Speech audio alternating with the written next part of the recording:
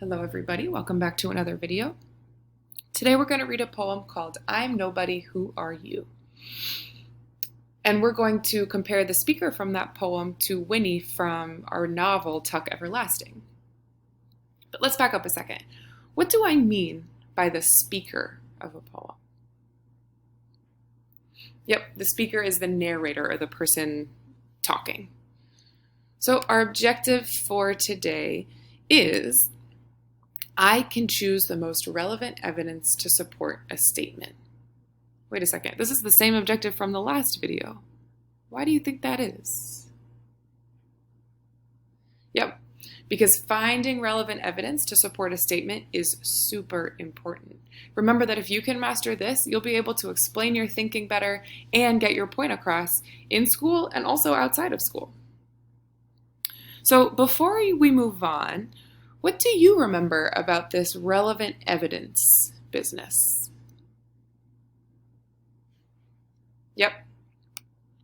So when we have relevant evidence that is 3 stars, that means our evidence is relevant, it's related to the answer, it supports the answer, and the evidence also gives us context.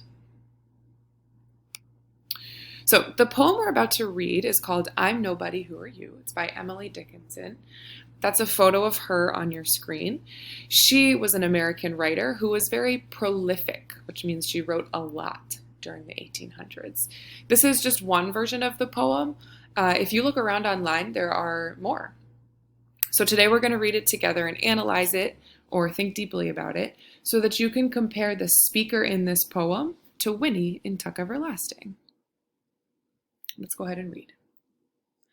I'm nobody. Who are you? Are you nobody too? Then there's a pair of us. Don't tell, they'd advertise, you know. How dreary to be somebody. How public, like a frog, to tell one's name the livelong June to an admiring bog. So, let's analyze some poetry. We're going to read this again, and I'm going to think and talk like I'm a student trying to make sense of this poem. So let's start from the very top. At the beginning of this poem, the speaker says, I'm nobody. Who are you? So they've told us something about themselves right away. So I'm going to ask you, is the speaker in this poem well known or not well known? Right. They say they are nobody, so we know they're not very well known. Let's keep reading so we can find more about this person. Line 2. Are you nobody too? Then there's a pair of us. Don't tell. They'd advertise, you know. So in the first stanza, remember a stanza is like a paragraph in a poem. You can see there's a green box around stanza 1. Right. Stanza is like a paragraph. So in the first stanza, the speaker says they're nobody, but it also seems like they might be talking to someone. Take another look at the stanza and answer. Who does the speaker meet? Right. They meet somebody like them, another nobody. In line 2, they ask, are you nobody too? And then says, oh, then there's a pair of us. Let's keep reading. As we read stanza 2, or lines 5 through 8, you're going to think about what the speaker wants or doesn't want. Line 5, how dreary to be somebody.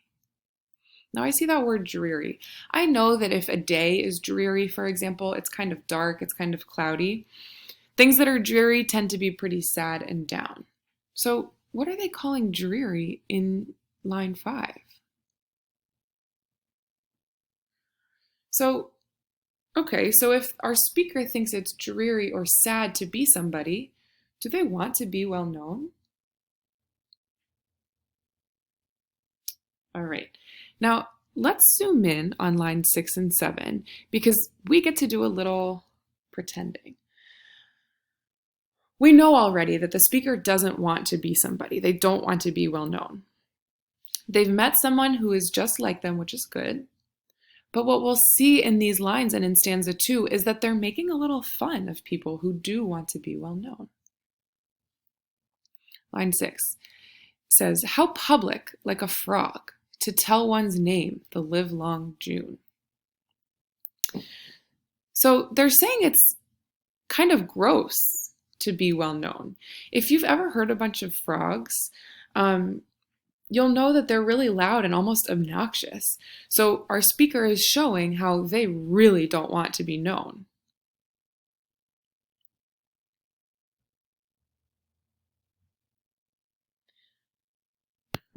So we can see right through that simile that the speaker is telling us here and throughout the whole poem how they want to rebel or go against being well known or being famous.